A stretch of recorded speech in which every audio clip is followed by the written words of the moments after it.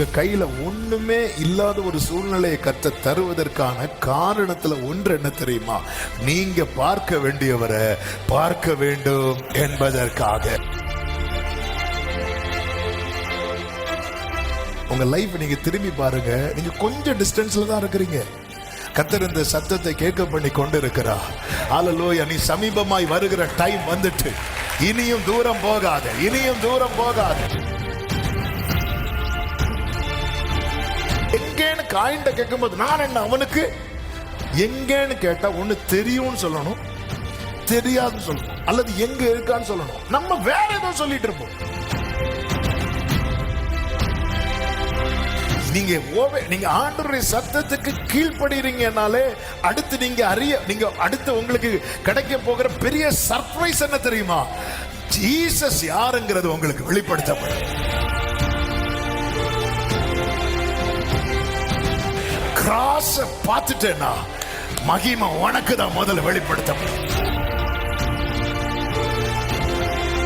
நெருக்கத்தில் நிக்கிறவனுக்கு தேவன் தம்மை வெளிப்படுத்துவான். உனக்கு கொஞ்சம் பலன் இருந்தோம், நீ என் நாமத்தை மறுதலியாததுனால. நீங்க கர்த்தரை மட்டும் மனசுல வச்சு அவர்கிட்ட நெருங்குங்க, உங்களுக்கு எல்லா தேவைகளும் கிருபையாய் சந்திக்கப்படும்.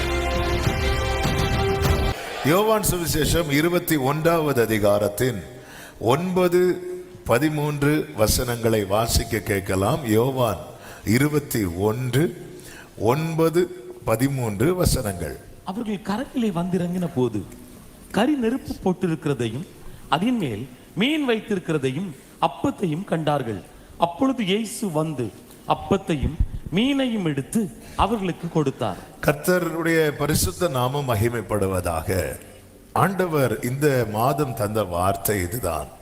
அவருடையவர்களுக்காக அவர் ஆயத்தம் பண்ணினதை அவர்கள் கரை இறங்கின உடனே அவர்களுக்கு காண்பித்தது மட்டுமல்லாமல் அவர்கள் கையிலே அதை எடுத்து கொடுக்கிறார். எத்தனை பேர் நம்புறீங்க? என் தகப்பன் எனக்கானதை ஆயத்தம் பண்ணி இருக்கிறார். கைகளை உயர்த்தி ஹல்லேலூயா சொல்லுங்க பார்க்கலாம். ஆமென். அவர் காண்பிக்கிறார், கையில எடுத்து கொடுக்கிறார். ஆமென். அவருக்கு காத்திருக்கிறவர்களுக்கு அவர் உண்டு பண்ணி வைத்தவைகளை ஒரு கண்ணும் காணவில்லை. ஆனா உண்டு பண்ணதுக்கு அப்புறம் கரை சேர்ந்த உடனே, அந்த கரையில இறங்கின உடனே, ஆமே, கடந்த நாட்கள் ஆவியானவர் இந்த வார்த்தை அதிகமாய் இடைப்பட்டதுனாலதான் இந்த மாதம் இந்த வார்த்தையை எடுத்து பேசி கொண்டிருக்கிறோம். ஆமே, நம்பிக்கையோடு காத்திருங்கள். நமக்கு கரை தெரியலைனாலும் சமுத்திரம்னு ஒண்ணு இருந்துன்னா கண்டிப்பா அதுக்கு என்ன உண்டு தெரியுமா? சத்தமா சொல்லுங்க, கரை உண்டு. ஹல்லேலூயா.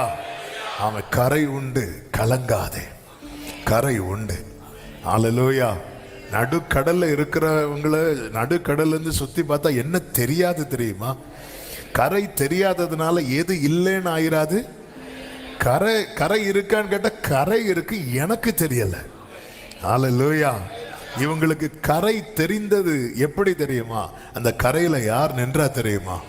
இயேசு. அவர்தான் நம்முடைய கலங்கரை விளக்கு. ஹல்லேலூயா. கலங்கர், நம்முடைய கலங்கரை தீபமே அவர்தான்.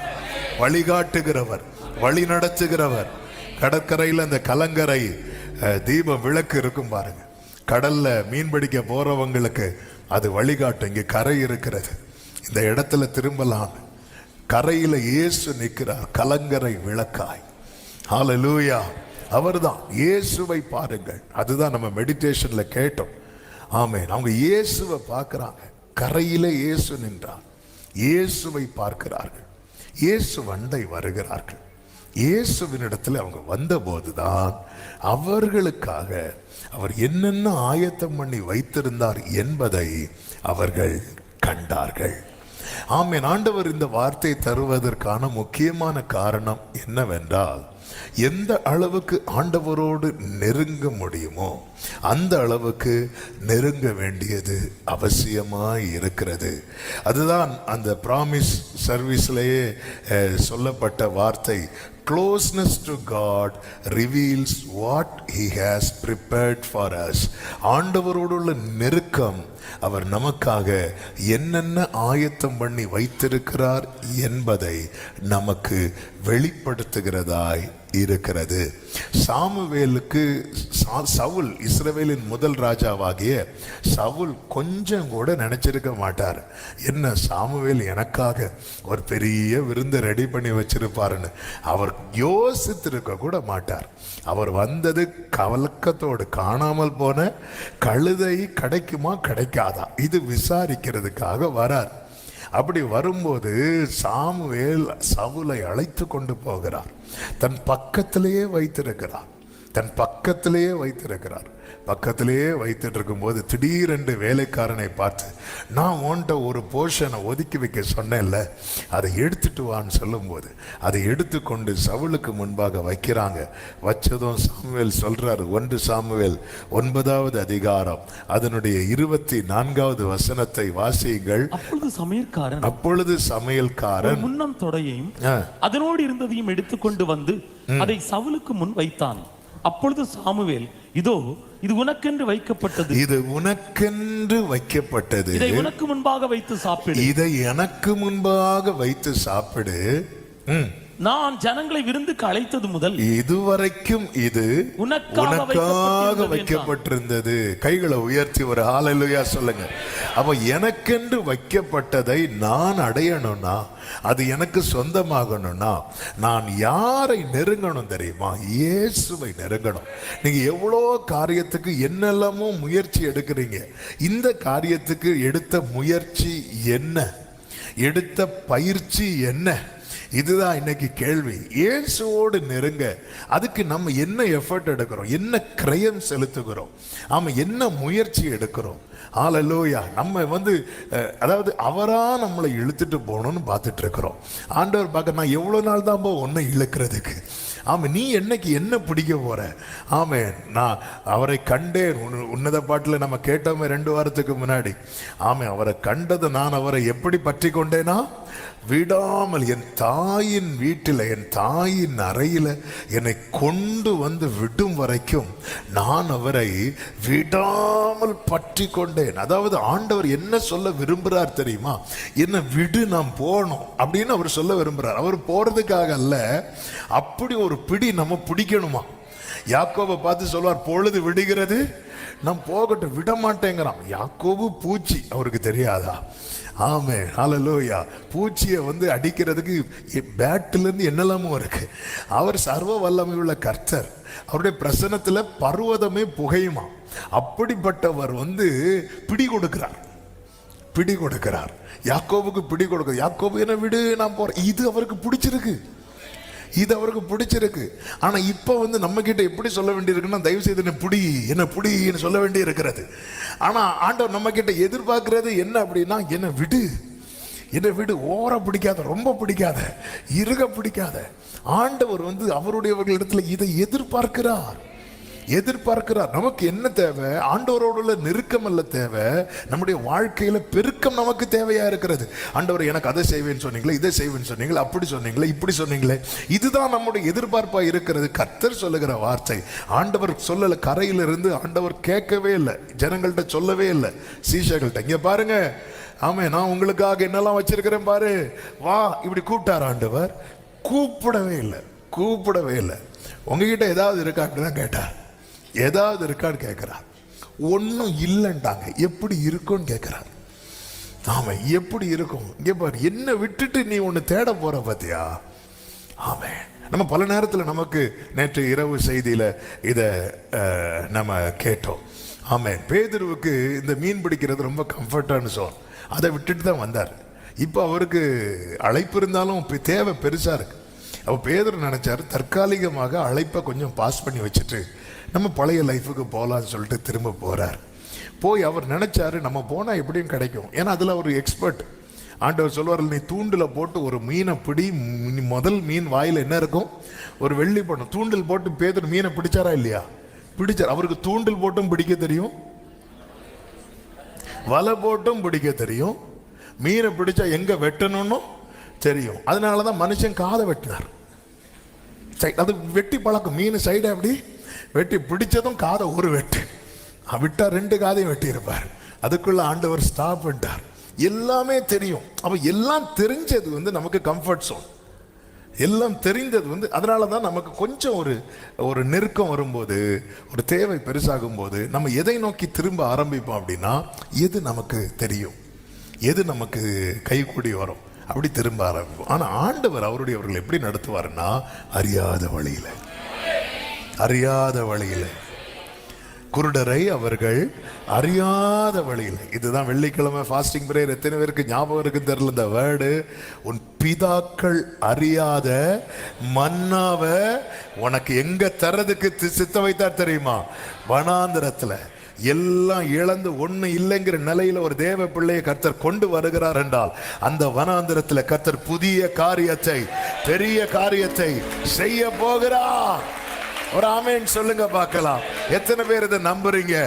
ஆமேன். வனாந்திரம் என் வாழ்க்கையில கர்த்தர் அனுமதிக்கிறார் என்றால், நான் சொல்லுவேன், என்ன கேட்ட சொல்லுவேன், எங்க அப்பா டேஸ்ட் பண்ணாத ஒண்ண என் லைஃப்ல டேஸ்ட் பண்ண வைக்க போகிறார். உன் பிதாக்கள் அறியாத மன்னா. ஹல்லேலூயா. என்ன பர்சனலா ரொம்ப பலப்படுத்தின வார்த்தை இது. ஆமென். பிதாக்கள் அறியாத மன்னா.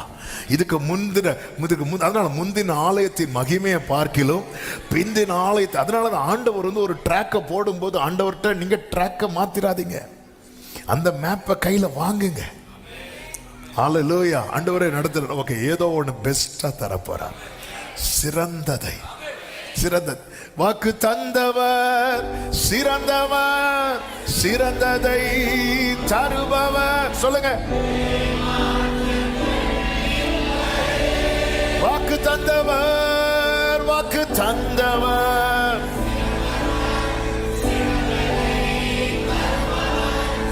ஏமாற்றங்கள் அவர் நயங்காட்டி அழைப்பார், ஆனா ஏமாத்த மாட்டார், ஏமாத்த மாட்டார். ஆமே, ஆமே. அதை செய்வோம் இதை செய்வோம்னு சொல்லிட்டு செய்ய முடியாம போறதுக்கு அவர் அரசியல்வாதி எல்லாம் கிடையாது. அவர் ஏமாற்றவே மாட்டார். அவர் சொன்னது அந்த ஒரு உறுப்பு கூட மாறாம நிச்சயம் நிறைவேறும். ஆமேன் சொல்லுங்க பார்க்கலாம். இன்றைக்கு செய்தியில முக்கியமா நம்ம பார்க்க போகிறது, எப்படி ஆண்டவர்கிட்ட நெருங்க, ஆண்டவர்கிட்ட நெருங்க நாம் செய்ய வேண்டிய காரியங்கள், நெருங்கினவர்களுக்கு உண்டாகிற ஆசீர்வாதங்கள். இதை 21வது அதிகாரத்திலிருந்து நம்ம வேகமாக தியானிக்க போகிறோம். பந்தி இருக்கிறதுனால கொஞ்சம் சீக்கிரம் செய்தியை முடிக்கணும். எனவே நீங்கள் எல்லாருமே விழிப்புடன் கவனிக்க உங்களை அன்புடன் கேட்டுக்கொள்ளுகிறேன். விழிச்சிட்டீங்க. கர்த்தர் உங்களை ஆசீர்வதிப்பாராக. ஆமென். இல்லைன்னா எனக்கு ஒவ்வொரு பாயிண்ட்ல உங்களை எழுப்ப வேண்டி இருக்கிறது. ஆமென். ஆனால் நீங்கள் யாரும் தூங்கலை, நீங்கள் வந்து அப்படியே கண்களை மூடி அப்படியே கேட்டுட்டு இருக்கிறீங்க, அது தெரியுது. கர்த்தர் உங்களை ஆசீர்வதிப்பாராக. ஆமென். இயேசுவின் இடத்துல நெருங்க நிறைய காரியங்கள் ஆதியாகமம் முதல் வெளிப்படுத்தின விசேஷம் வரைக்கும் நமக்கு பரவலாய் சொல்லப்பட்டிருக்கிறது. எல்லாமே தியானி. அதாவது நான் எதுக்காக பைபிளை நான் என்ன தேடுறேன் அப்படிங்கிறத ஆண்டவர் பார்ப்பார். பைபிளில் நான் என்ன தேடுகிறேன், இது ரொம்ப முக்கியம், ரொம்ப முக்கியம். இப்போ ஒரு காரியத்துக்கு, இப்போ ஃபார் எக்ஸாம்பிள், இப்போ வந்து ஒரு வீட்டில் திருமணம் பார்த்துட்டு இருக்கிறாங்க, ஒரு அலைன்ஸ் வருது. இது கர்த்தருக்கு சித்தமா இல்லையா என்பதை அறிய ஜோம் பண்ணிட்டு எங்கே தான் தேடுவாங்க தெரியுமா? தப்பு கிடையாது, எல்லா காரியத்தை தேடும். ஆனால் இதையும் தாண்டி நான் பைபிளில் என்ன தேடுறேன் அப்படிங்கிறத கர்த்தர் பார்ப்பார். நான் வேதத்தில் இயேசுவை தேட ஆரம்பிக்கிறேன் அப்படின்னு அவருக்கு தெரிஞ்சிட்டுன்னா, ஆவியானவருடைய கிரியை இருக்கு தெரியுமா? ஏன்னா இதை நான் டேஸ்ட் பண்ணதுனால சொல்கிறேன். எப்படி டேஸ்ட் பண்ணேன்னா, எனக்கு வந்து அப்போஸ்தலர் 8 வந்து இந்த கந்தாகி ராஜஸ்ரீயின் மந்திரி வந்து ஏசாயா 53 அப்படி படிச்சுட்டே இருக்கிறார். அப்போ ஏசாயா இப்படி பைபிளை கொடுக்கப்படல, எல்லாமே சுருளா நிருபமாக தான் இருந்துச்சு. அவர் படிச்சுட்டு இருக்க திரும்ப திரும்ப படிச்சுட்டே இருக்கிறாங்க. அதில் யாரை சொல்லப்பட்டிருக்குன்னா இயேசுவை சொல்லப்பட்டிருக்கிறது. இவர் படிக்க ஒருத்தருக்கு சும்மா இருக்க முடியல. யாருக்கு தெரியுமா? ஹோலி ஸ்பிரிட்டுக்கு, பரிசுத்த ஆவியானவருக்கு. அவர் உடனே பிலிப்போ, நீ போ அந்த ரதத்தோடு சேர்ந்து கொள் அப்படி சொல்லிட்டு என்ன ஃபோர்ஸ் பண்ணி ஓடி போய் ரதம் பக்கத்தில் வந்து நிற்கிறார். யார்? பிலிப். அப்போ பைபிளை வந்து பரிசேயர்கள் வேதபாரர்கள் எல்லாம் படிக்கிறாங்க.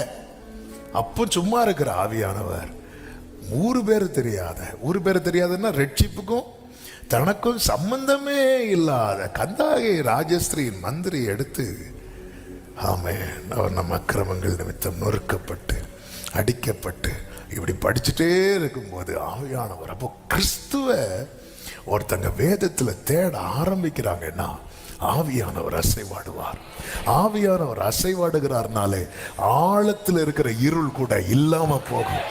ஹல்லேலூயா. ஸோ பைபிளில் நம்ம நிறைய தேடுறோம், வாக்குத்தத்தங்களை தேடுகிறோம், ஆலோசனைகளை தேடுகிறோம், எல்லாத்தையும் தேடுங்க. அதையும் தாண்டி ஆமென் ஜீசஸை தேடணும். ஏன்னா வார்த்தை தான் என்னவா மாறி இருக்கிறது தெரியுமா? மாம்சமாய் மாறி இருக்கிறது. அதுதான் தாவீதினுடைய தேடல். நம்முடைய வேதத்தில் உள்ள அதிசயங்களை காணும்படிக்கு என் கண்களை திறந்தருளும் அப்படின்னு சொல்றார். அதனால் பைபிள் நீங்க படிக்கும் போதே, ஆண்டவரே ஹல்லேலூயா, உம்முகம் பார்க்கணுமே, உம்மழகை ரசிக்கணுமே. ஆண்டவருடைய முகத்தை பார்க்கணும், அவருடைய அழகை ரசிக்கணும்னா நீங்க எங்க தெரியுமா பார்க்கணும்? இந்த கண்ணாடியில பார்க்கணும். தாவீது சொல்றார்ல, நான் விழிக்கும் போது உமது சாயலால், அவருடைய சாயல் தானங்க இதுல நான் அப்படியே திருப்தியாவேன். ஹல்லேலூயா. ஃபர்ஸ்ட் இது இந்த வார்த்தை சங்கீதம் 17 இருக்கு. சங்கீதம் 139 சொல்ற, நான் விழிக்கும் போது இன்னமும் மண்டையிலே இருக்கிறேன். ஆமென். உடைய ஆலோசனைகள் எனக்கு எத்தனை அருமையானவைகள். நான் விழிக்கும் போது இன்னமும் மண்டையிலே, நான் விழிக்கும் போது உமது சாயலால் திருப்தியாவே. ஆமென். இப்படிதான் தாவீது ஸ்கோர் பண்ணிட்டு போயிட்டே இருந்தது. அவர் தேடும். ஆமென். அவரை தேடுகிறவர்களுடைய இருதயம் வாழும், அது வாழும். ஆமென். என்னை தேடுகிறவன் என்னை கண்டடைகிறான். ஆமென். ஆண்டவர் அதிகமா தேடணும். ஆண்டவருக்கு மகிமை உண்டாவதாக. இந்த 21வது அதிகாரத்துல இயேசு வண்டையில நெருங்கும்படியாய் ஆமென் ஆவியானவர் நம்ம கற்றுத்தருகிற 5 காரியங்கள். ஃபர்ஸ்ட் நம்ம மெடிடேஷன்ல கேட்டதுதான், கரையில நிற்கிற இயேசுவை பாருங்கள், இயேசுவை பாருங்கள். ஆமென். 21வது அதிகாரம் 4வது வசனத்தில் சொல்லப்பட்டிருக்கிறது, விடியற் காலமான போது இயேசு கரையிலே நின்றார். அவரை இயேசு என்று சீஷர்கள் அறியாது. அதாவது அவரை குறித்து இன்னும் அவங்களுக்கு சரியான வெளிச்சம் இல்லை, இருந்தாலும் அவர்கள் இயேசுவை பார்த்தார்கள். ஆமென். அதாவது இதான் ஃபர்ஸ்ட் ஸ்டெப். உங்க கண்களை ஏறெடுத்து பாருங்கள். கண்களை இயேசு எப்படிப்பட்டவரோ இதுதான் சகேவுக்கு தெரிஞ்சது. இயேசு வரார், இவர் எப்படி பட்டவரோ. அதனால அவன் என்ன தீர்மானிச்சா, அவரை என்ன செய்யணும்? பார்க்கணும். நீங்க ஏதாவது சீஷர்கள் எங்க இருக்கிறாங்கன்னா 200 முழம் தூரத்துல இருக்கிறாங்க, கடல்ல இருக்கிறாங்க. இயேசு கரையில நிற்கிறார். இவங்களுக்கு இடையில 200 முழ தூரம் இருக்கிறது.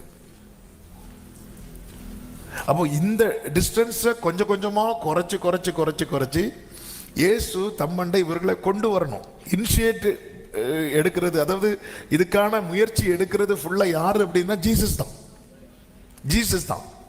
பட் நம்ம கிட்ட இருந்து வெளிப்பட வேண்டிய காரியங்களை ஒன்றுதான், கண்களை எங்க பார்க்கணும் அப்படின்னா, இப்போ என்னெல்லாம் இருக்கு இவங்களை சுத்தி?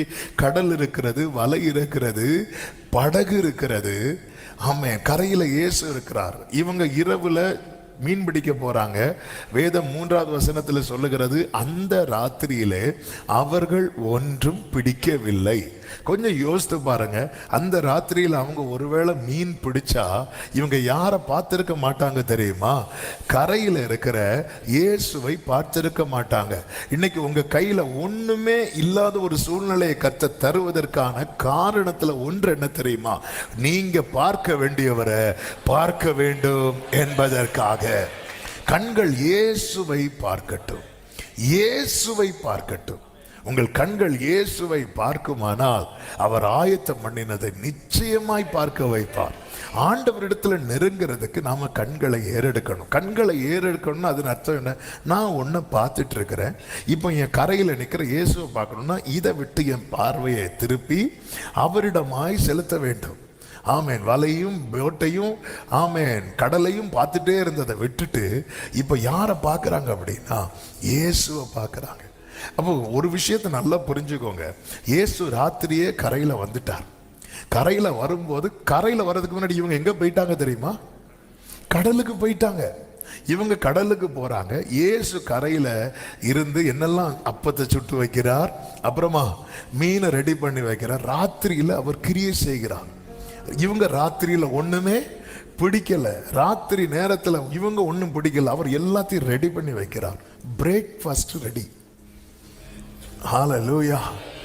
சிலர் யோசிக்கிறாங்க, நான் இவனி வீட்டில் போய் தானே ரெடி பண்ணணும் பிரேக்ஃபாஸ்ட். இவர் பிரேக்ஃபாஸ்டே தந்தூரி ஃபிஷ்.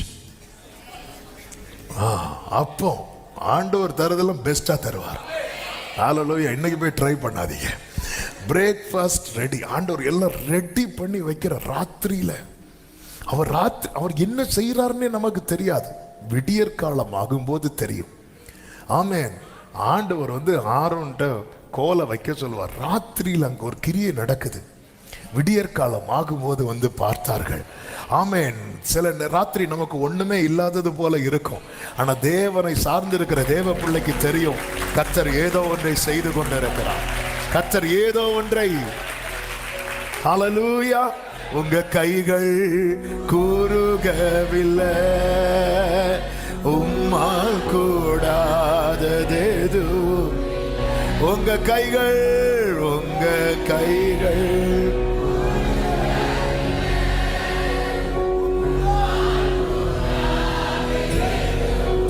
ஆமென், உம்மால் கூட. இந்த சீஷர்கள் அவரண்டை நெருங்க அவங்க முதல்ல செஞ்சது இயேசுவை பார்த்தார்கள். கண்களை ஏறெடுத்து பார்க்கணும். அவர்கள் அவரை நோக்கி பார்த்து பிரகாஷ். இவங்களுக்கு இன்னும் இயேசுவை சரியா தெரியல. எனக்கு சரியா தெரியல அதனால நான் பார்க்க மாட்டேன் இருக்காதீங்க. சரியா தெரியறதுக்காக நீங்க பாருங்க. மோசேயினுடைய முடிவை குறித்து எப்படி எழுதப்பட்டிருக்கும் தெரியுமா? கர்த்தரை எப்படி அறிந்தவனா? அதன் அர்த்தம் என்ன தெரியுமா? அதன் அர்த்தம் என்ன? மோசே கிட்ட கேட்கலாமா? மோசே, ஆமா எனக்கு இப்படி கேட்பேன் அதனாலதான். மோசே, அது என்ன முகமுகமா அறிஞ்சதுன்னா என்ன மோசே அப்படி கேட்ட மோசே சொல்லுவார், உனக்கு அவர் எவ்வளவு தெரியுமா அதை விட எனக்கு தெரியும். எவ்வளவுதான். நீ யாரை வேணாலும் கொண்டு வந்து நிறுத்து, ஆரோனை கூட்டிட்டு வா, ஆரோனுக்கு அவர் எவ்வளவு தெரியுமோ அதை விட எனக்கு தெரியும். மிரியாமா கூட்டிட்டு வா, மிரியாமுக்கு அவர் எவ்வளவு தெரியுமோ அதை விட எனக்கு தெரியும்.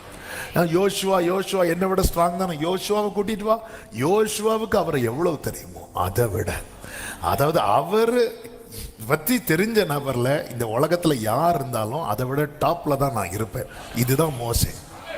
ஆமே, எனக்கு உங்களுக்கு எவ்வளவு தெரியுமோ அதை விட. இப்படி அறிந்த மோசேயினுடைய ஆரம்பம் எப்படி இருந்துச்சு? அவன் அந்த அற்புத காட்சியை பார்க்க போக அவன் அக்னியை பார்த்தான், முச்செடியை பார்த்தான். ஆனா அதுக்குள்ள இருக்கிற யாரை பார்க்கல தெரியுமா? கர்த்தரை பார்க்கல, தெரியல. ஆனாலும் கண்களை அப்படியே பார்த்துட்டு போறான். தெரிஞ்சுதான் ஜெபம் பண்ணணும்னு இல்லை, தெரிஞ்சுதான் நான் பைபிள் படிக்கணும்னு இல்லை. முதல்ல பண்ணுங்க. எனக்கு தெரியல, எனக்கு பைபிளை திறந்தாலே அது சின்ன வயசுலயே அப்படிதானே. எந்த புக்கை திறந்தாலும் தெரியலன்னு சொல்லி நீ மூடி வைக்காத. ஜெபிக்க தெரியலன்னு சொல்லி ஜெபிக்காம இருக்காத. ஹல்லேலூயா. ஒரு வழியருக்கு ஒருத்தன் பிச்சை கேட்கிறான். அவன் பரலோகத்தில் இருக்கிற எங்கள் பிதாவை உம்முடைய நாமம் பரிசுத்தப்படுவதாக உம்முடைய ராஜ் இப்படியே கேட்டான். தாவீதின் குமாரனே எனக்கு இரங்கும். அவ்வளவுதான். தெரியலன்னு சொல்லி மோசேக்கு உள்ள இருக்கிற கர்த்தரே தெரியல. அவன் முதல்ல கேட்டது உங்க பேர் என்னன்னு கேட்கிறான். ஆமா, பேரு தெரியாது, ஒண்ணுமே தெரியாது. ஆனா அவன் அப்படி பார்க்கிறான். அவ்வளவுதான். முதல்ல நீங்க பார்க்க பழகுங்கள். ஜெபிக்க தெரியலன்னு சொல்லி ஜெபிக்காம இருக்காதீங்க. உங்களுக்கு என்ன தெரியுதோ நீங்க, அதாவது நீங்க ஜெபிக்கிறது, பைபிள படிக்கிறது, இதெல்லாம் கர்த்தரை பார்க்கிறது. கர்த்தரை பார்க்கிறது. ஹல்லேலூயா. எனக்கு தெரியல, அவங்கள மாதிரியெல்லாம் எனக்கு ஜெபிக்க வராது. ஆண்டவர் சொல்ற அவங்கள மாதிரி வரவே கூடாது. ஆமே, உனக்கு என்ன வருமோ அதுதான் வரணும். ஆமா, இப்போ ஒரு ஆயக்காரன் ஜெபிக்க வரான். பரிசையும் ஃப்ரெண்ட்ல இருந்து பயங்கரமா ஜெபம் பண்ணிட்டு இருக்கிறான். ஆயக்காரன் ஜெபிக்க வருகிறான். அப்படி ஒருவேளை பரிசையனுடைய ஜெபத்தை ஆயக்காரன் கேட்டு ஒருவேளை இப்படிதான் ஜெபிக்க வேண்டி இருக்குமோ அப்படின்னு சொல்லி அவனும் இவனை மாதிரி ஜெபிக்க ஆரம்பிச்சான்னு வைங்களேன், மொத்தத்துல ஆமென். சில எக்ஸாம்பிள் சொல்லாம இருக்க வழி இல்லை. நான் 10th படிக்கும் போது என் பக்கத்துல ஒருத்தர் எழுதிட்டே இருக்கிறான் எக்ஸாம். நானும் கிருபையா அவனை பார்த்து எழுதிட்டே இருக்கிறேன். எழுதிட்டே இருந்தேன். எழுதி முடிச்சு நான் பேப்பரை கொடுக்கிறேன், அவன் சேன் வச்சு வெட்டினான்.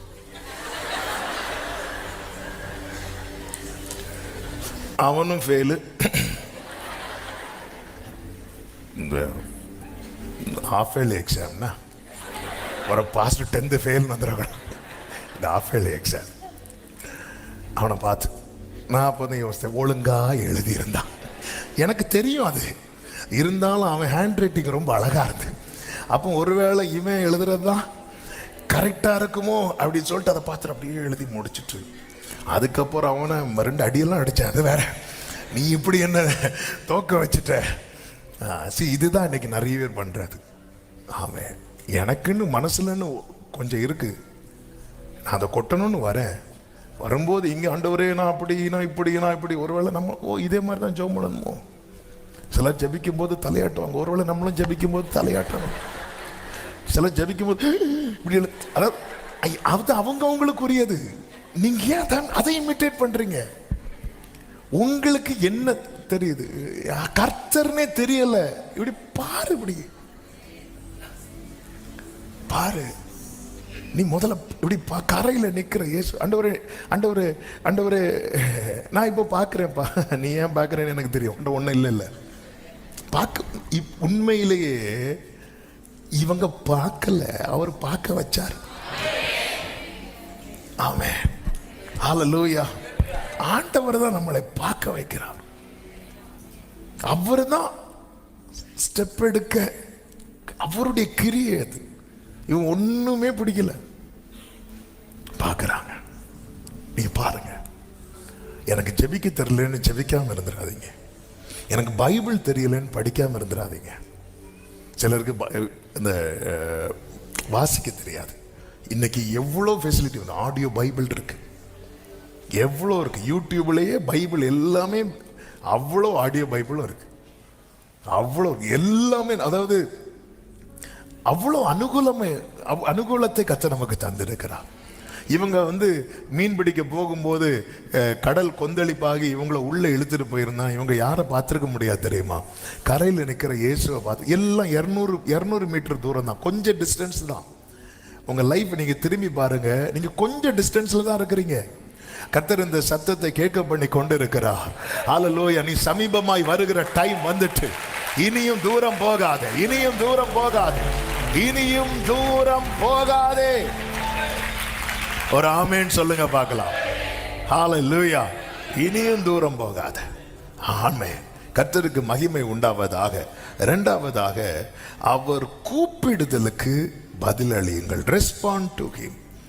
5வது வசனத்தை பாருங்கள். இயேசு அவர்களை நோக்கி, பிள்ளைகளே, புசிக்கிறதுக்கு ஏதாகிலும் உங்களிடத்தில் உண்டா என்றார்.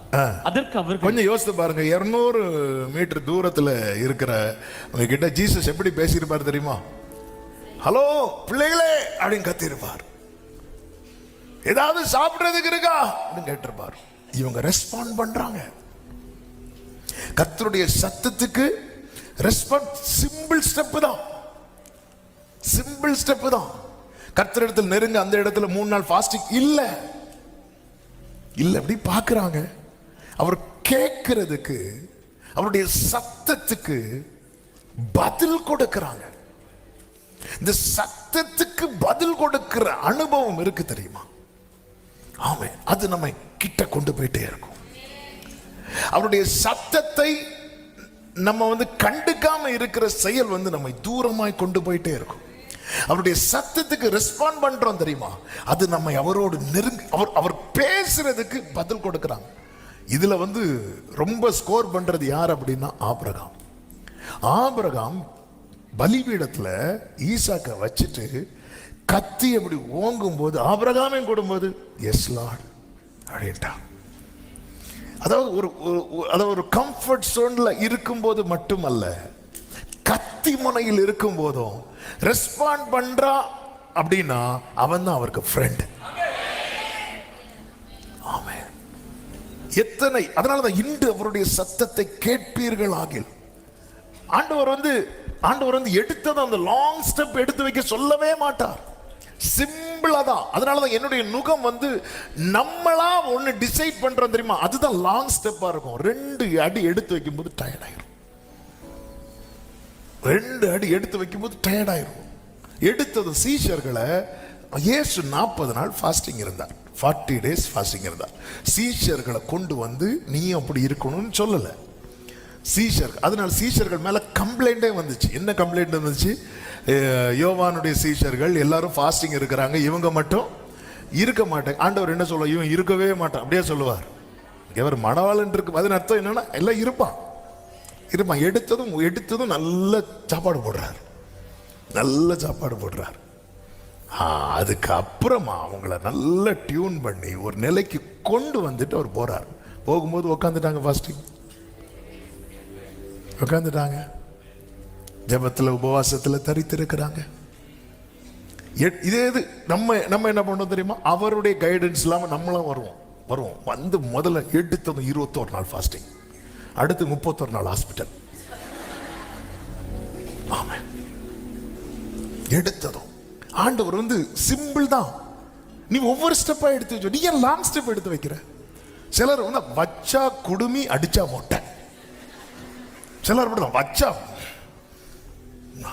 ஏங்க இப்படி லென்த்தா வளர்க்குறீங்க, லென்த் டேஸ்ல அதனால ஒரே லென்த்தா. ஆண்டவர் புசிக்கிறதுக்கு ஏதாவது இருக்கா? ஒரு ரெஸ்பாண்ட் பண்றாங்க, நோ, அவ்வளவுதான். எதுக்கும் பதில் சொல்லாம இல்ல. இன்னைக்கு கர்த்தர் சொல்ற வார்த்தை ஏன் நெருங்க முடியல தெரியுமா? அவர் பேசுறது வார்த்தைக்கு நம்ம பதில் ஒரு ஆமேன்னு சொல்ல முடியல. இன்னைக்கு ஆண்டவர் கேட்கறதுக்கு பதில் சொல்ல முடியல. உன் சகோதரன் எங்கேன்னு காயின்ட கேட்கும்போது நான் என்ன அவனுக்கு எங்கேன்னு கேட்டா ஒண்ணு தெரியும்னு சொல்லணும், தெரியாதுன்னு சொல்லணும், அல்லது எங்க இருக்கான்னு சொல்லணும். நம்ம வேற ஏதோ சொல்லிட்டு இருப்போம். நீ சுகமாக விரும்புகிறாயா? அவன் ஆமான்னு சொல்லணும், இல்லைன்னு சொல்லணும். இவ்வளவுதான் ரெஸ்பாண்ட் பண்றது, இவ்வளவுதான். அது தூதன் வந்து குளத்தை கலக்கிறதுக்கு போது நான் இறங்குறதுக்கு முன்னாடி வேற யாரோ ஒருத்தர் இறங்க, இதெல்லாம் கேட்டாரா? இதெல்லாம் கேட்டாரா? ஆமே. நான் அவர் என்னை நோக்கி அவருடைய சத்தம் துணிக்கப்பட்டு கொண்டிருக்கிறது. இதோ வாசற்படியில் நின்று நான் கதவை தட்டுகிறேன், ஒருவன் என் சத்தத்தை கேட்டு கதவை திறந்தார். ஒருவன் அப்படிங்கிறார். சொல்லிட்டு கீழே என்ன சொல்லுவது தெரியுமா? ஆவியானவர் சபைகளுக்கு சொல்லுகிறதை காதுள்ளவன் கேட்க கடவன். அப்போ சபைக்கு சொல்ற செய்தியிலையும் ஆண்டவர் ஒருத்தன் கேட்டா போதுன்னு அவர் எதிர்பார்க்கிறார். ஒருவன் என் சத்தத்தை. அப்போ நான் தட்டிட்டு அவர் வாசற்படியில் நின்றுன்னா அதன் அர்த்தம்னாலே நிக்கிறதுனாலே வெயிட்டிங்ல இருக்கிறார் அர்த்தம். அவர் ரொம்ப வெயிட் பண்ணிட்டு இருக்கிறார். 7 சபைகளுக்கு சொல்லுகிறார். எபேசு சபை, கடைசியாக லவோதிக்கேயா சபை. எபேசு சபைக்கு சொல்லும் போது குத்துவிளக்கின் மத்தியிலே உலாவிட்டு இருக்கிறார். லவோதிக்கேயாவுக்கு சொல்லும் போது வெளியே நின்று தட்டிட்டு இருக்கிறார். ஆண்டவருடைய எக்ஸ்பெக்டேஷன், ஒரு செய்தி சொல்லும் போது எல்லாரும் கேட்டா ரொம்ப சந்தோஷம். ஆனாலும் அவருடைய எதிர்பார்ப்புன்னு ஒண்ணு இருக்கு தெரியுமா? ஒருவன். பிள்ளைகளே, புசிக்கிறதுக்கு ஏதாவது உண்டா என்றார். அதற்கு அவர்கள் அப்படின்னு இருக்கும். அதற்கு அவர்கள், அதற்கு பேதுரு, அதற்கு யோவான் இல்ல, இந்த 12 சீஷருமே ரெஸ்பாண்ட் பண்றான். ஆனா இவங்க 12 பேருக்கு 12னா ஒரு ஆள் இல்ல. யார் இல்ல? யூதாஸ் இல்ல. ஆனா அந்த ரவுண்டா நம்ம அப்படி சொல்றதுக்காக சொல்றேன். ஆனா அந்த அத்தனை பேருக்கும் இது யாருன்னு தெரியல, இயேசுன்னு தெரியல. ஆனா ரெஸ்பாண்ட் பண்றாங்க. ஆண்டவருடைய வார்த்தைக்கு ரெஸ்பாண்ட் பண்ண பழகணும். ஆண்டவர் நம்ம கிட்ட பேசும்போது நம்ம அதனாலதான் உள்ளதென்று சொல்லுங்கள். உன் பெயர் என்னன்னு கேட்டா பேரை சொல்லணும். என் பேர் உங்களுக்கு தெரியாத ஆண்டவரே, எங்க அப்பா பேர் இல்லை, உன் பேர் என்ன? யாக்கோபு. அவ்வளவுதான். சிம்பிள். என்னை நோக்கி ஆண்டவருடைய சத்தம் வரும்போது அதுக்கு நான் ஒரு மறு உத்தரவு கொடுக்கிறேன் தெரியுமா, பதில் கொடுக்கிறேன் தெரியுமா. ஆமே. ஒருத்தங்க நமக்கு ஃபோன் பண்ணும்போது நம்ம ஃபோனை எடுக்கிறோம் அப்படின்னா நம்ம ரெஸ்பாண்ட் பண்றோம்னு அர்த்தம். ஆண்டவருடைய சத்தம் பரத்திலிருந்து எவ்வளோ தொனிக்கப்படும் போது நம்ம அதை கண்டுக்காம ஸ்கிப் பண்ணி விட்டுட்டே இருக்கிறோம். ஏசாயா 65:12, 66:4 ஆண்டவர் ரொம்ப வேதனையாய் சொல்லுகிற வார்த்தை, நான் கூப்பிட்டும் நீங்கள் மறு உத்தரவு கொடுக்கவில்லை, நான் பேசியும் நீங்கள் கேட்கவில்லை என்று சொல்லுகிறார். நான் கால் பண்றேன், நான் கூப்பிடுறேன், நீ எனக்கு ஆன்சர் பண்ணவே மாட்டேங்கிற. நான் பேசிட்டே இருக்கிறேன், நீ யார்கிட்டயோ பேசுற மாதிரி கண்டுக்காம இருக்கிற. அப்படி இருந்துட்டு என் பார்வைக்கு பொல்லாப்பானதை செய்து எனக்கு பிரியம் இல்லாததை தெரிந்து கொண்டீர்கள். அப்ப தேவனுக்கு பிரியம் இல்லாததை தெரிந்து கொள்ளுகிறவங்க ஆண்டவருடைய சத்தத்துக்கு ரெஸ்பாண்ட் பண்ண மாட்டாங்க. சாலமோன் ராஜாவை குறித்து சொல்லப்பட்டிருக்கிறது, ஆண்டவர் ரொம்ப பிரிய அவன் மேல வச்சிருந்தார். ஏன்னா நமக்கு தெரியும், தாவீது பத்சேபாளுக்கு முதல்ல ஒரு பிள்ளை பிறந்துச்சு. அந்த பிள்ளை பிறந்து கொஞ்ச நாள்ல என்ன ஆயிட்டு, இறந்துட்டு. தாவீது அதுக்காக ரொம்ப ஜோம் பண்ணுவார், உபவாசம் எல்லாம் இருந்து பார்ப்பாரு. ஆனா அந்த பிள்ளை இறந்துட்டு. அதுக்கு அப்புறம் பிறந்த பையன் தான் யார் அப்படின்னா சாலமோன். அந்த மொத்த பாசத்தை ஆண்டவர் யார் மேல வச்சிருந்தார் தெரியுமா? இந்த சாலமோன் மேல வச்சிருந்தார். நல்லா வளர்ந்துட்டு இருந்தான். ஆனா அதன் பிறகு அவன் அந்நிய ஸ்திரீகள் மேல அவன் ஆசை வைப்பான். ஆமென். இந்த ஆசை வைத்தது நிமித்தமாய் ஆண்டவர் வான் பண்ணுவார். 1 ராஜாக்கள் 11:9 சொல்லப்பட்டிருக்கிறது, ஆகையால் இஸ்ரவேலின் தேவனாகிய கர்த்தர் சாலமோனுக்கு 2 விசை தரிசனமாகி அந்நிய தேவர்களை பின்பற்ற வேண்டாம் என்று கட்டளை இட்டு இருந்தும் அவன் கர்த்தரை விட்டு தன் இருதயத்தை திருப்பினான். இதே சாலமோன்ட ஆரம்பத்தில் ஒரு சொப்பனத்தில் பேசும்போது ஆண்டவருக்கு அவன் கேட்ட காரியம் அவ்வளோ பிடிச்சது. அவன் சொப்பனத்தில் பேசின ஆண்டவர்கிட்ட சாலமோன் அவரை ரொம்ப பிரியப்படுத்துகிற மாதிரி விண்ணப்பத்தை வச்சுட்டான். இப்போ அதே போல சொப்பனத்தில் வராரு, ஆனால் அவன் இருதயத்தை திருப்பிட்டான். இது ஆண்டவருக்கு வேதனையும் கோபத்தையும் உண்டாக்கிட்டு. இன்னைக்கு இந்த காலை வேளையில் இந்த சத்தத்தை சமீபத்திலும் தூரத்திலும் இருந்து கேட்கிற அன்பு உள்ளமே, ஆண்டவர் பேசுற வார்த்தை நீங்க செய்தி கேட்கும் போது அதுல உங்களுக்கான வார்த்தை ஆண்டவர் ஏதோ ஒன்று உங்கள்கிட்ட பேசுவார். அதுக்கு ரெஸ்பாண்ட் பண்ணுங்க. ஆண்டவர் கேட்கிற காரியத்துக்கு உள்ளதென்று சொல்லிருங்க. இது நான் தான் ஆண்டவர், இது என்னை குறித்து தான்ப்பா சொல்லிருங்க. நீங்க ரெஸ்பாண்ட் பண்ணிட்டீங்கன்னாலே நீங்க ஒரு ஸ்டெப் ஃப்ரெண்ட்ல வந்துட்டீங்கன்னு அர்த்தம். அந்த 200 முழம் கொஞ்சம் குறைய ஆரம்பிக்குதுன்னு அர்த்தம். ஆமென் சொல்லுங்க பார்க்கலாம். நீங்க பைபிள் ரீட் பண்ணும்போது அது ஏதோ ஸ்டோரியா படிக்காம நீங்க ரீட் பண்ணி ஆண்டவர் பேசு வார்த்தை நம்ம லைஃபோட ரிலேட் ஆகுது. ரெஸ்பாண்ட் பண்ணுங்க. எஸ் லார்ட், என் லைஃப் இப்படிதான்ப்பா இருக்கு, என் வாழ்க்கை. நீங்க சொல்ல உங்களை அறியாமலே கிட்ட நெருங்கிட்டு இருக்கிறீங்க. நீங்க ரெஸ்பாண்ட் பண்ணுங்க. வார்த்தைக்கு ரெஸ்பாண்ட் பண்ணுங்க. ஆமே. நம்ம வாக்கு தத்துவத்துக்கெல்லாம் ரெஸ்பாண்ட் பண்ணுவோம். ஆமே. பிள்ளைகளை புசிக்கிறதுக்கு ஏதாவது உண்டா? ஆமே, இல்ல. அதாவது உள்ளதை சொல்றாங்க. ஆண்டவர் எவ்வளவு சிம்பிளா ஸ்டார்ட் பண்றாரு பாருங்க, எவ்வளவு சிம்பிளா ஸ்டார்ட் பண்றார். ஆமே. ஆண்டவருடைய சத்தத்தை இக்னோர் பண்ணாதீங்க. அதை கண்டுக்காம விட்டுறாதீங்க. அது இன்னும் தூரத்துல தான் கொண்டு போகும். Ignoring his voice keeps distance, responding brings closeness. ஆமென். நம்ம அத சத்தத்தை நம்ம கண்டுக்காம இருக்க 200 முழம் 300 ஆகும், 400 ஆகும், போயிட்டே இருக்கும். அந்த சத்தத்துக்கு நம்ம ரெஸ்பாண்ட் பண்ண அந்த ரெஸ்பாண்ட் பண்றோம் தெரியுமா, அது நம்மளை கிட்ட கொண்டு வரும். ரெஸ்பாண்ட் பண்ணுங்க. 3வதாக obey him. அவர் என்ன சொல்றாரோ அதை செய்யுங்க. அவர் உங்களால முடியாததை சொல்லவே மாட்டார். 21வது அதிகாரம் 6வது வசனத்தை பாருங்கள். அப்பொழுது அவர், நீங்கள் படவுக்கு வலதுபுறமாய் வலையை போடுங்கள். மீன் பிடிக்கிறவங்க மீன் பிடிக்கிறதுல எக்ஸ்பர்ட் தான் போட்ல இருக்கிறாங்க. மற்றவங்களை பத்தி எனக்கு தெரியாது. ஆனா பேதுரு, யோவான், யாக்கோபு, அந்திரேயா இவங்க தொழில என்ன தொழில்? மீன் பிடிக்கிற தொழில். அப்போ பொழுது விடிஞ்சாச்சு, நைட்டு கிடைக்கல. ஆமே, பொழுது விடிஞ்சாச்சு. இவர் சொல்றார், நீங்க வலதுபுறமாய் வலைய போடுங்க அப்படின்னு. நாங்க ஏன் வலதுபுறம் போடணும், நாங்க இடதுபுறம் போட்டா என்ன? ஒன்னும் கேட்கல. வேதம் சொல்லுகிறது, வலதுபுறமாய் வலைய போடுங்கள், அப்பொழுது உங்களுக்கு அகப்படும். அப்படியே அவர்கள் போட்டு இந்த சீஷர்களுடைய அடுத்த குவாலிட்டி என்ன தெரியுமா? ஆமே, நம்பிக்கை இல்லைன்னாலும் அவர் சொல்றதை கேட்பாங்க. ஆமே, ஹல்லேலூயா. அதாவது விசுவாசத்தை பில்ட் பண்றதுக்காக ஆண்டவர் சில காரியத்தை செய்ய சொல்லுவார். வேலைக்காரங்களுக்கு விசுவாசம் இருந்துச்சா இந்த தண்ணி ரசமா மாறும்னு? இல்லை. ஆனா வேலைக்காரங்க ஒண்ணு செய்வாங்க, அவர் சொல்றத செய்வாங்க. எனக்கு ஃபெய்த் இல்லை, ஆனா அவர் சொல்ற வார்த்தையை நான் கீழ்ப்படுகிறேன்னா அதுல என்ன கிரியை வெளிப்படும் தெரியுமா? விசுவாச கிரியை வெளிப்படும்.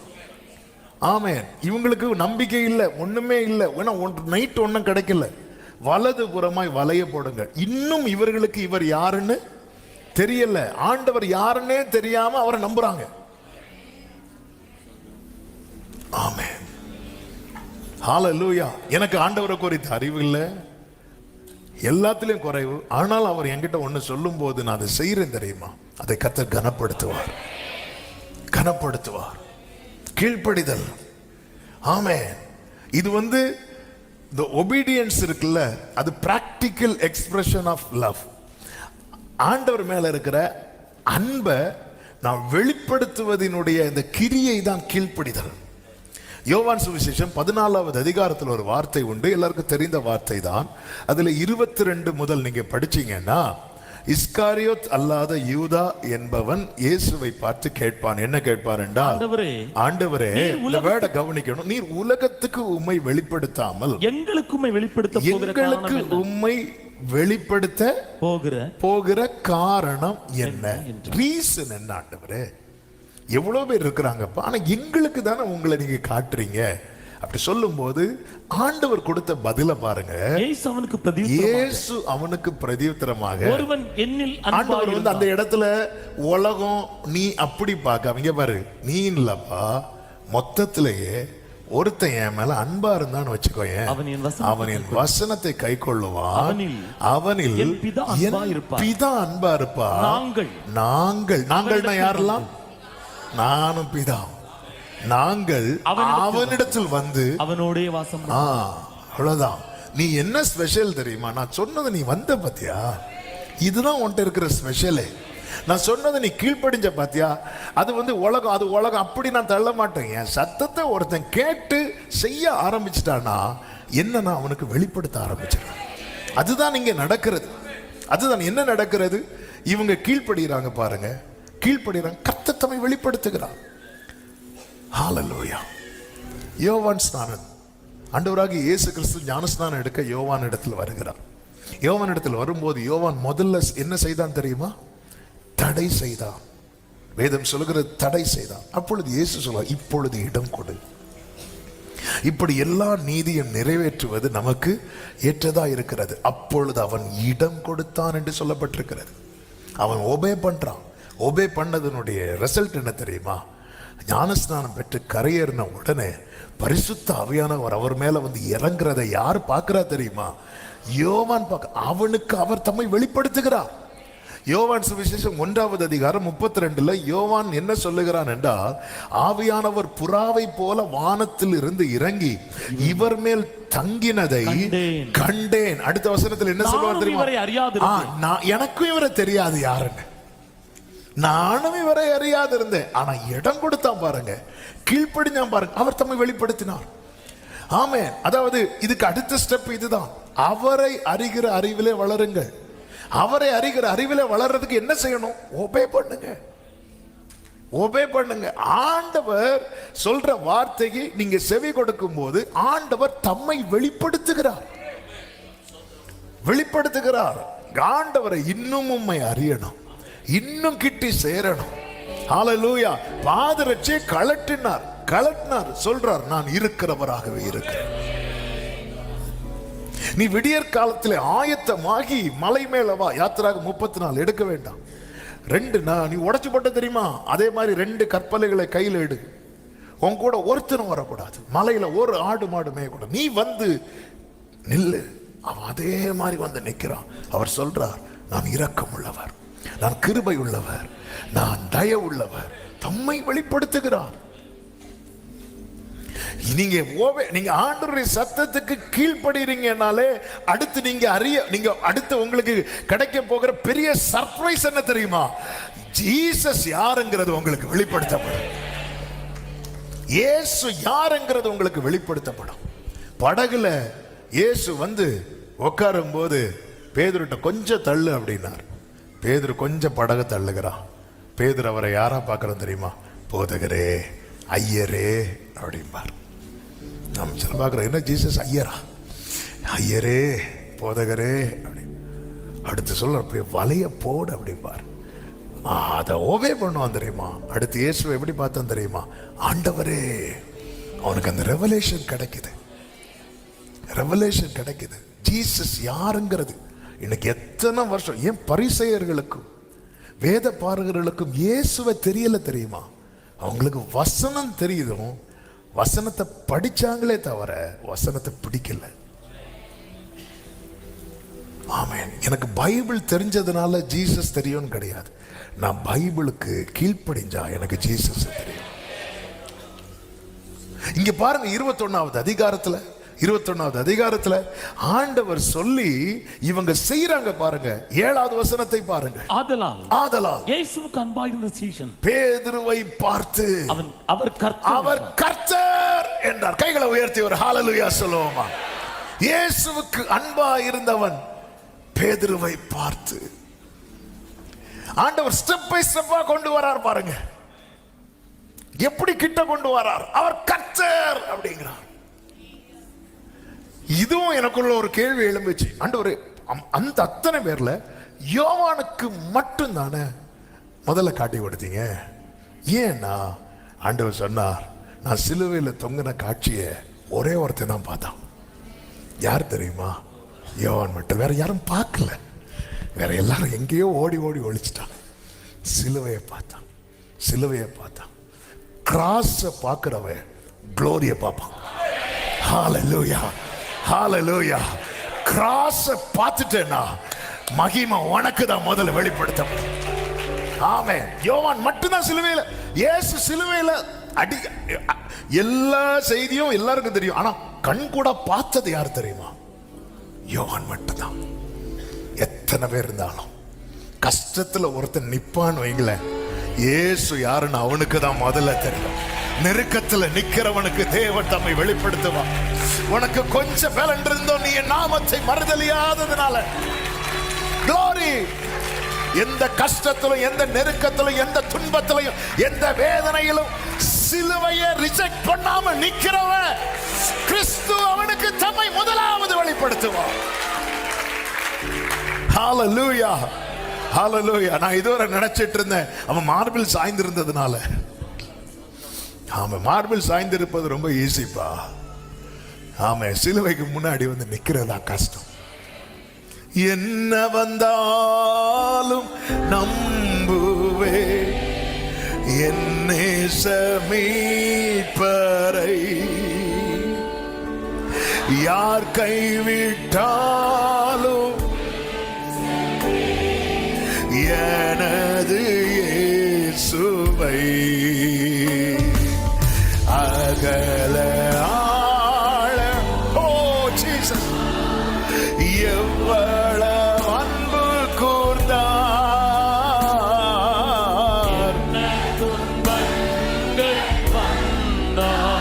இயேசு என்னை கைவிட. ஆமென். அவர் கர்த்தர்.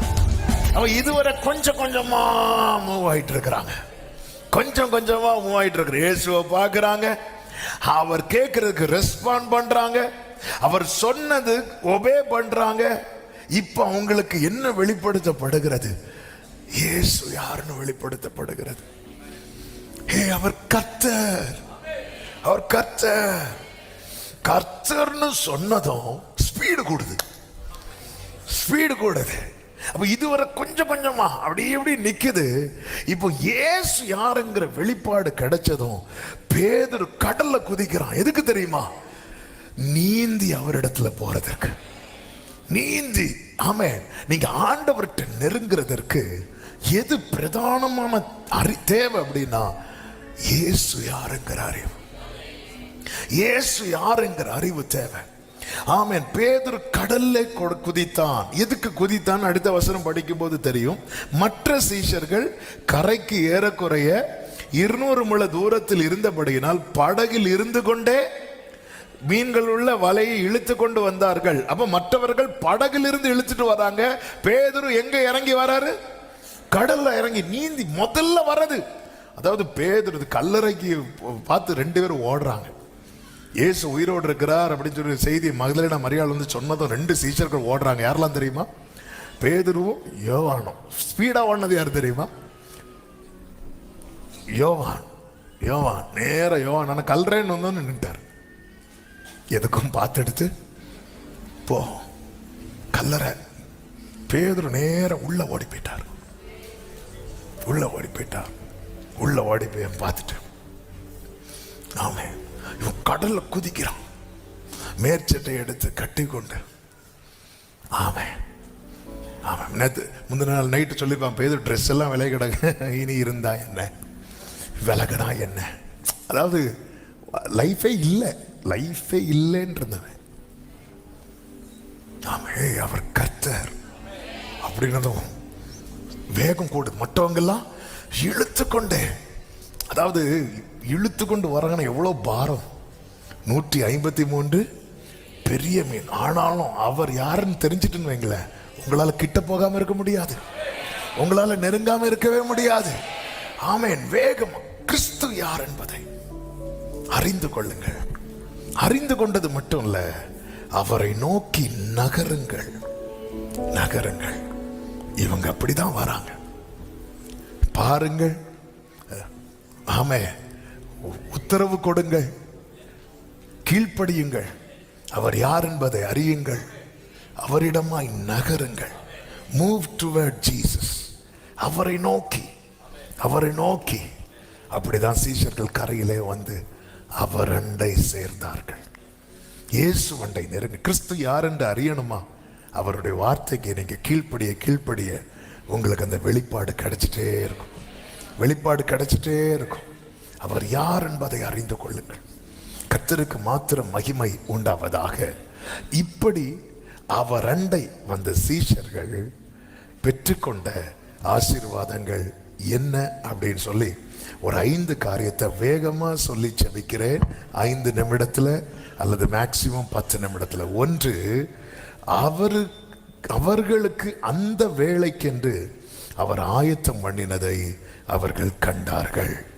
ஆமே. 21:9 அதில் தான் நாம் பார்த்தோம். ஆமேன். கரிநெருப்பு போட்டிருக்கிறதையும் அதன் மேல் மீன் வைத்திருக்கிறதையும் அப்பத்தையும் கண்டார்கள். Closeness reveals provisions. ஆண்டவரோடு உள்ள நெருக்கம் நமக்கு என்னென்ன தேவைகளோ அது எல்லாமே நமக்கு கிருபையாய் பெற்று தரும். அது வெளிப்படுத்தும். என் தேவை என்ன என்பதை கர்த்தர் அறிவார். ஹல்லேலூயா. தேவை அறிந்து தேவை பெருகும் போது சிக்கி தவித்திடாது உதவும் கரங்கள் நான். இதுல எனக்கு என்ன ஒரு ஆச்சரியம் அப்படின்னா, அந்த வலை நிறைய மீனை பிடிக்க வச்சாரு, கஷ்டப்பட்டு இழுக்க வச்சாரு. கஷ்டப்பட்டு இழுத்துட்டு வந்ததுக்கு அப்புறம் அவர் என்ன ரெடி பண்ணி வச்சாரோ அதான் கொடுத்தார். ஆமென். ஹல்லேலூயா. அதன் அர்த்தம் என்ன? பேதுரு, ஏன் நான் தரத நீ சாப்பிட, அவ்வளவுதான். நீயா என் கையினால நான் சாப்பிட்டேன்னு சொல்லக்கூடாது, அவர் கையினால நான் சாப்பிட்டேன்னு சொல்லணும். அவருக்கு சில காரியத்தில் அவர் ரொம்ப ஜெலஸா இருப்பார், வைராக்கியமா இருப்பார். என்ன பிடிச்சிக்கோ எல்லாம் ரைட்டு, நீ பிடிச்ச சிலவட்டை எனக்கு கொண்டு வா அப்படின்ட்டார். அதை நான் பார்த்துக்கிறேன், முதல்ல இதை சாப்பிடு. ஆபிரகாம் யுத்தம் பண்ணிட்டு வரும்போது மெல்கிசேதேக்கு இடையில வேகமா வராரு. ஏன்னா அவர் கொடுக்கறத அவன் சாப்பிடணும், அப்பத்தையும் ரசத்தையும். அதாவது அவங்க ஜனங்கிட்ட இருந்து அப்பத்தை வாங்கி பெருக பண்ணி கொடுக்கும்போது ரொம்ப சந்தோஷமா சாப்பிட்டாங்க. ஆனா அவர் தம்மை கொடுத்ததை அவங்க வந்து ஏத்துக்கல. அது அவருக்கு ரொம்ப கஷ்டம் ஆயிட்டு. என்னைக்குமே நல்லா புரிஞ்சுக்கோங்க, இந்த வார்த்தையை சொல்ல நான் ஏவப்படுகிறேன். நான் சொல்றேன், நீங்க யோவான் 6வது அதிகாரம் படிச்சீங்கன்னா, ஜனங்கள் இயேசுவை யாராக்க மனதா இருந்தார்கள் சொல்லப்பட்டிருக்கும் தெரியுமா? ராஜாவாக்கும்படி. ஆனா இயேசு போயிடுவார். ஏன் போயிடுவார்னா, ஜனங்க ஏன் அவரை ராஜாவாக்க மனதா இருந்தாங்க? இந்த ராஜா நல்லா இருக்கிறாரே, நம்ம அவர்கிட்ட வந்து அவர் நமக்கு என்ன கொடுக்கிறாரு? சாப்பாடு கொடுக்கிறார். ஆமென். எனக்கு இவர் சாப்பாடு தருவாரு, எனக்கு இவர் சுகம் தருவாரு, அதனால இவர் எனக்கு ராஜா அப்படிங்கிற மனநிலைமையில அவரை ராஜாவாக்க நினைக்கிறாங்க பாருங்க. இது அவருக்கு பிடிக்கல. இது அவருக்கு பிடிக்கல. அதாவது இயேசு உனக்கு எதுக்குப்பா ராஜா? இயேசு எனக்கு அது தருவார், இது தருவார்.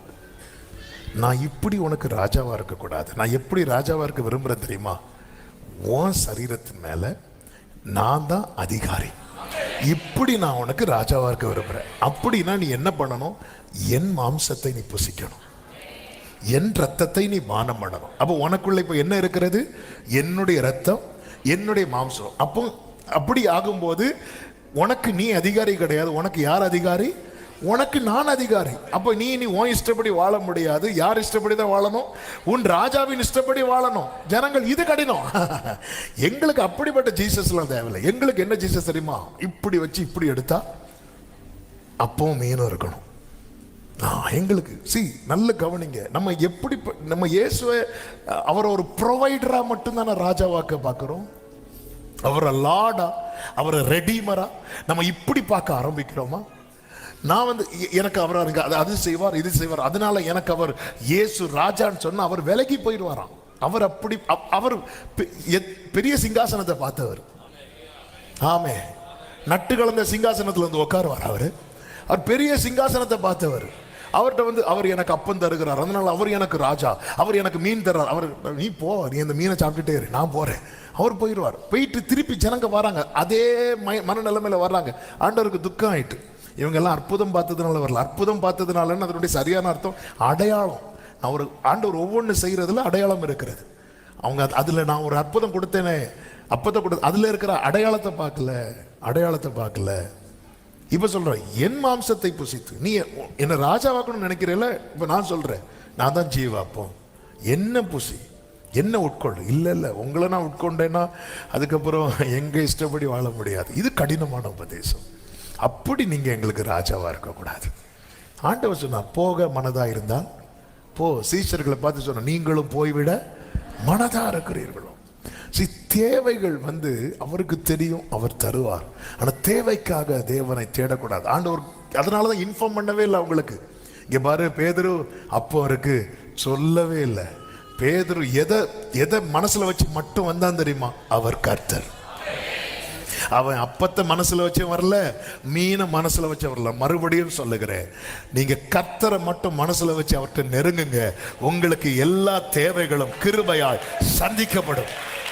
தேவைகளை மனசுல வச்சு கர்த்தர்கிட்ட நெருங்காதீங்க, கர்த்தரை மனசுல வச்சுட்டு நெருங்குங்க. ஆமென். ஆயத்தம் பண்ணதை பார்த்தார்கள். இரண்டாவது, அவரோடு கூட ஐக்கியம் கொண்டார்கள். நீங்க ஆண்டவர்கிட்ட நெருங்கும் போது ஐக்கியம் கொள்ள முடியும். 21:12 ஆண்டவர் சொல்லுவார், வாருங்கள், போஜனம் பண்ணுங்கள், கம் அண்ட் ஹேவ் பிரேக்ஃபாஸ்ட். வந்து சாப்பிடுங்க, வா காலை உணவு சாப்பிடலாம். வந்து பாருங்க, சேர்ந்து உட்கார்ந்து சாப்பிட வைக்கிறார். பிரியமான கர்த்தருடைய பிள்ளைகளை, கர்த்தருடைய பந்தியில் நம்ம அமரப் போகிறோம். நம்ம பந்தியில் அமரும் போது எந்த மனநிலைமையில் இருக்கணும் தெரியுமா? அவர் அண்டையில் இருக்கிறோம். அவர் அண்டையில். இன்னும் இந்த ரட்சிப்பின் அனுபவத்தை பெறாமல், ஞானஸ்நான உடன்படிக்கைக்கு உட்படாமல் யாராவது இருக்கிறீங்க அப்படின்னா, உங்களுக்கு கொடுக்கப்படுகிற காலத்தை தயவாய் பிரயோஜனப்படுத்திக் கொள்ளுங்கள். தூரமா இருக்கிறது வரைக்கும் எல்லாமே நமக்கு கைக்கு எட்டாததாய் தான் இருக்கும். நீங்க நெருங்க தான் எல்லாமே நம்ம கைக்கு வாய்க்கப்படும். ஒரு ஆமேன் சொல்லுங்க பார்க்கலாம். ஆமேன். ஆண்டவரோடு நெருங்க முடியும். மூன்றாவது, அவர் நம்மேல் வைத்திருக்கிற எதிர்பார்ப்பை அறிய முடியும். ஆமென். ஆண்டவர் என்ன எதிர்பார்க்கிறார்? கிட்ட வந்து உட்கார்ந்த போதுதான் பேதுருவிட்ட கேட்கிறார், இவங்க எல்லாரும் விட நீ என்னிடத்தில் அன்பா. அப்ப நம்ம ஒவ்வொருவர் மேல ஆண்டவருக்குன்னு ஒரு எதிர்பார்ப்பு இருக்கிறது. அந்த எதிர்பார்ப்பை தூரத்துல இருந்து அறிய முடியாது. பக்கத்துல வந்து நெருக்கமா உட்கார்ந்து அவர் கூட சாப்பிட்டு அப்படி ரிலாக்ஸா இருக்கும்போது அவர்கள் போஜனம் பண்ணின பின்பு, ஆமென், சீமோனை நோக்கி இவர்களிலும் அதிகமாக. அப்போ ஆண்டவருடைய எக்ஸ்பெக்டேஷன்ஸ், நம்ம 1000 எதிர்பார்ப்புகளோடு வருகிறோம். நம்ம மேல இருக்கிற தேவனுடைய எதிர்பார்ப்பு அறிய முடியும். 4வதாக, ஆமென், அழைப்பை குறித்த கிளாரிட்டி, தெளிவு உண்டாகும். நம்ம ஒவ்வொருவர் மேலும் அழைப்பு, ரட்சிக்கப்பட்ட எல்லார் மேலும் தேவனுடைய அழைப்பு இருக்கிறது. அப்போ அந்த தெளிவு உண்டாகிறது. நீ என் ஆட்டுக்குட்டிகளை மேய்ப்பாயாக, என் ஆடுகளை மேய்ப்பாயாக, என் ஆடுகள், என் ஆடுகள். நான் இவ்வளவு நாள் சொல்லிட்டு வந்தேன் பாத்தியா, அதை நீ மேய்ச்சிக்கோ அப்படி சொல்ல. அப்போ பேதுருக்கு தெரியுது, ஓகே, அப்போ ஆண்டவர் சபையை நடத்த சொல்றாரு. அப்போ ஒரு கிளாரிட்டி. இந்த கிளாரிட்டி இல்லாததுனால தான் திருப்பி மீன் பிடிக்க போறார். ஏன்னா லைஃப்ல ஒருக்க விழுந்துட்டார், விழுந்து எழும்பி வந்தாச்சு. ஆனால் அந்த விழுந்த காயம் மனசுல இருக்கு. இனி நம்மளை யூஸ் பண்ணுவாரா, இனி நம்ம மேல அந்த ஒரு சந்தேகம் இருந்துட்டு இருந்ததுனால மறுபடியும் மீன் பிடிக்க போனார். ஆனா பக்கத்துல ஆண்டவரோடு நெருங்கி இருந்த போது அவனுக்கு இந்த கிளாரிட்டி கிடைக்கிறது. வாழ்க்கை குறித்த தெளிவு நமக்கு தேவை. ஒவ்வொருவருக்கு இல்லைன்னு வைங்களேன், நம்ம எப்போ பின்வாங்குவோன்னே தெரியாது, எங்க தடுமாறுவோன்னே தெரியாது. இதுதான் என் அழைப்பு, இதை குறித்த எனக்கு தெளிவு தேவை. தெளிவு உண்டாக எங்க இருக்கணும் அப்படின்னா ஆண்டவர் அண்டை இருக்கணும். இயேசு அண்டையில் இருக்கிறவனுக்கு இந்த தெளிவு உண்டாகும். அந்த தெளிவு இருந்ததுனால தான் நோவாவால் பேழை கட்ட முடிஞ்சது. ஒரு ஆமேன் சொல்லுங்க பார்க்கலாம். அந்த தெளிவு ஒரு தேவ பிள்ளைக்கு நிச்சயமாய் தேவை. 5வதாக, நம் எதிர்காலத்தை குறித்து அறிந்து கொள்ள முடியும். 18வது வசனத்தை பாருங்கள். பேதுருவை குறித்து என்ன சொல்லுவார்? நீ இளவயது உள்ளவனாய் இருந்த போது உன்னை நீயே அறை கட்டி கொண்டு உனக்கு இஷ்டமான இடங்களில் நடந்து திரிந்தாய்.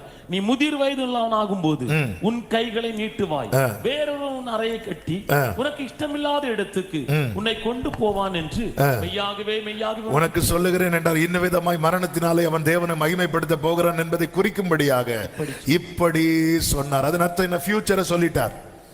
இதுதான் ஃபியூச்சர். யாருக்காவது ஃபியூச்சர் தெரியணுமா? ஃபியூச்சர் தெரியணுமா? ஃபியூச்சர் கிட்ட வாங்க. ஜீசஸ் தான் ஃபியூச்சர். ஃபியூச்சர் தெரியணும்னா ஃபியூச்சர் கிட்ட வாங்க, லைஃப் கிட்ட வாங்க. ஜீவன் ஃபியூச்சரை சொல்லிட்டார். அந்த ஃபியூச்சர் சொன்னதுனால தான் பேதுருவை அடுத்த நாளுக்கு தலையை வெட்டுற நிலைமையில ஜெயிலில் போட்டதுக்கு அப்புறம் நம்மால் என்ன பண்ணிட்டு இருந்தாரு? ஏங்க பேதுருட்ட கேட்டது, என்ன கடல்ல போட்டாலும் நான் தூங்குவேன், என்ன நீ தீயில போட்டாலும் நான் தூங்குவேன். சில இருக்கிறோம்ல, அவன் எங்க போட்டாலும் நாங்க தூங்குவேன். நாங்க ஃபர்ஸ்ட் சர்வீஸ் வந்தாலும் தூங்குவோம், செகண்ட் சர்வீஸ் வந்தாலும் தூங்குவோம், கம்யூனிட்டி சர்வீஸ்ல எடுத்துட்டே தூங்குவோம். சிலர்லாம் வந்து எழுப்புறதுக்கு பயமா இருக்கும், க்ளோரின்னு சொல்லி பாத்திரத்தை தட்டி விட. அதனால பக்கத்தில் இருக்கிறவங்களை எழுப்புவேன், அவங்களை எழுப்புங்க. அவருக்கு தெரியும், என்ன தெரியும்னா, ஆமே அவர் சொல்லிட்டாரு, என் ஃபியூச்சர் முதிர் வயது ஆகும்போது. ஆமே அப்படி பார்க்குறாரு, கண்ணாடியில் பார்க்க, ஐயோ நடக்கல, இன்னும் முதிர் வயது ஆகலை. ஆமே உங்கள் ஃபியூச்சர் தெரியணுமா? உங்கள் ஃபியூச்சர் தெரிஞ்சுன்னா நீங்கள் பயம் இல்லாமல் இருக்கலாம். மோசைக்கு ஃபியூச்சர் தெரிஞ்சில்ல, மோசே இதுதான், இந்த இடத்துல வந்துரு, இங்கே தான் உனக்கு அடக்காராதனை, நீ யோசுவாவை அனுப்பி விட்டுரு. பிஸ்கா கொடுமுடிக்கு எப்படி போனார் தெரியுமா? ஆமே நான் அதை படிக்கும்போது ஒருவேளை யோசித்தேன், ஒருவேளை நானாக இருந்திருந்தா, யோசுவா நீ போயிட்டு வா, அவர் கூப்பிடுறாரு, என்னன்னு போய் பாரு. எது ஓட்டம்னு தெரியணும், எது வர ஓட்டம்னு தெரியணும். என்ன சொன்னேன் இப்போ? எது நம்முடைய ஓட்டம்னு தெரியணும், எது வர நம்முடைய ஓட்டம் தெரியும். இது வரதான் நம்முடைய ஓட்டம்னு தெரிஞ்சுட்டு வைங்களேன், சந்தோஷமா போகக்கூடாது. அதுக்கு மேல ஓட ட்ரை பண்ண மாட்டோம். பவுலுக்கு தெரிஞ்சதுனால தான் நான் ஓட்டத்தை முடித்தேன். இதுக்கெல்லாம் என்ன தேவைன்னா ஆண்டவரோடு உள்ள நெருக்கம். ஆண்டவரே, அந்த நெருக்கம் எனக்கு கிருபையா தாங்கப்பா. ஜெபிக்கலாமா? இன்னும் கிட்ட கிட்ட சேர்த்து கொள்ளுமே பாடுபட்ட நாயகா, இன்னும் கிட்ட கிட்ட சேர்த்து கொள்ளுமே ஜீவன் தந்த. ஒரு விசை கூட இந்த பல்லவியை பாடுவோம். இன்னும் கிட்ட இன்னும் கிட்ட சேர்த்து கொள்ளுமே பாடுபட்ட நாயகா. இன்னும் கேட்ட சேர்த்து கொள்ளுமே ஜீவன் தந்த ரட்ச. முடிந்த அப்படியே 2 கைகளை உயர்த்தி, தகப்பனே மோடு நெருங்குகிற அனுபவத்தை எனக்கு தருவீர். நீங்க கூப்பிட்டும் பதில் கொடுக்காம இருக்கிற வாழ்க்கை போதும்பா. எத்தனை முறை என்ன கூப்பிட்டீங்கப்பா, மறு உத்தரவு கூட ரெஸ்பாண்ட் பண்ணாமலே இருந்துட்டேப்பா. என்னை மன்னிப்பீராக, என்னை மன்னிப்பீராக. எனக்கு உங்களுக்கு இடையில இருந்த தூரம் இனி வேண்டாம், கிட்ட கொண்டு வாங்க ஆண்டவரே. கிருபையாய் உம்மை எங்களுக்கு வெளிப்படுத்தி சீஷர்களை உம் மண்டையில கொண்டு வந்தது போல தூரமா இருக்கிற எங்களை இழுத்து கொண்டு வருவீராக, இழுத்து கொண்டு வருவீராக. ஒவ்வொருவரை ஆட்கொள்ளும் ஆயத்தம் பண்ணினதை காணும்படி செய்யும். எல்லா மகிமையும் உமக்கு, இயேசுவின் நாமத்தில் பிதாவே, ஆமென், ஆமென்.